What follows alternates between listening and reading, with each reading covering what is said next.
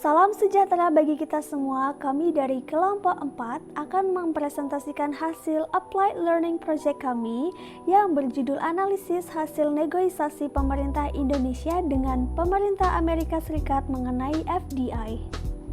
Latar belakangnya adalah adanya kebijakan tarif resiprokal yang diumumkan oleh Presiden Amerika Serikat Donald Trump pada 7 Juli 2025 melalui negosiasi antara Presiden Prabowo dan pemerintah Amerika Serikat.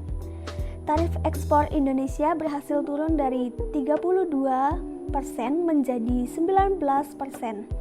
Selain itu, Amerika Serikat juga berhasil menawarkan intensif bebas bea bagi perusahaan Indonesia yang melakukan Foreign Direct Investment atau FDI di wilayah Amerika Serikat. Tujuan dari laporan ini ada 3. Yang pertama yaitu menganalisis hasil negosiasi tarif antara Indonesia dan Amerika Serikat.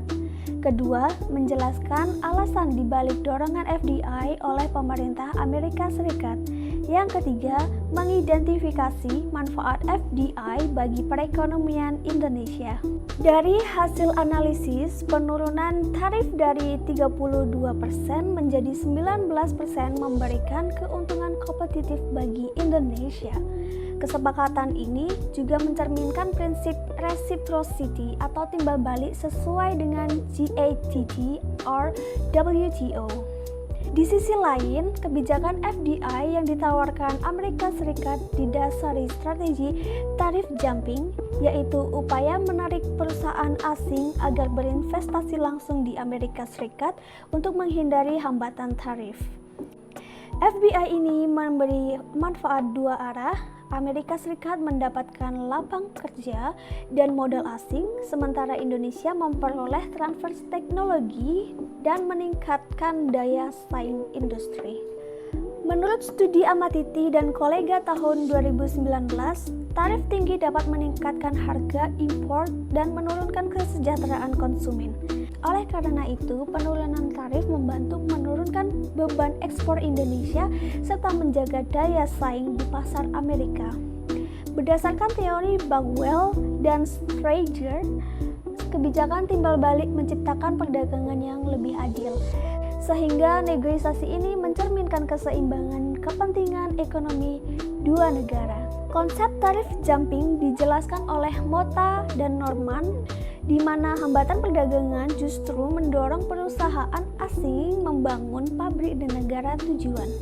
Trump menggunakan strategi ini untuk menarik investasi langsung ke Amerika Serikat, memperkuat industri manufaktur domestik, serta menyerap tenaga kerja lokal. Menurut Newman, FDI membawa dampak positif bagi Indonesia seperti penciptaan lapangan kerja baru, peningkatan upah tenaga kerja, transfer teknologi, dan peningkatan produktivitas industri. Dengan demikian, FDI memperkuat daya saing nasional dan mempercepat transformasi ke sektor nilai tambah tinggi. Secara keseluruhan, negosiasi tarif ini menjaga stabilitas ekspor Indonesia sekaligus memperkuat posisi tawar di mata Amerika Serikat. Kebijakan FDI juga memiliki dasar ekonomi yang kuat, yaitu tarif jumping theory. Kunci keberhasilan kerjasama ini terletak pada diplomasi ekonomi yang strategis dan saling menguntungkan. Kami merekomendasikan 4 hal. Yang pertama yaitu perkuat diplomasi ekonomi berbasis prinsip reciprocity atau timbal balik. Yang kedua, dorong FDI dua arah agar perusahaan Indonesia juga berinvestasi di Amerika Serikat. Dan yang ketiga, tingkatkan kesiapan industri domestik melalui pendidikan vokasi dan inovasi.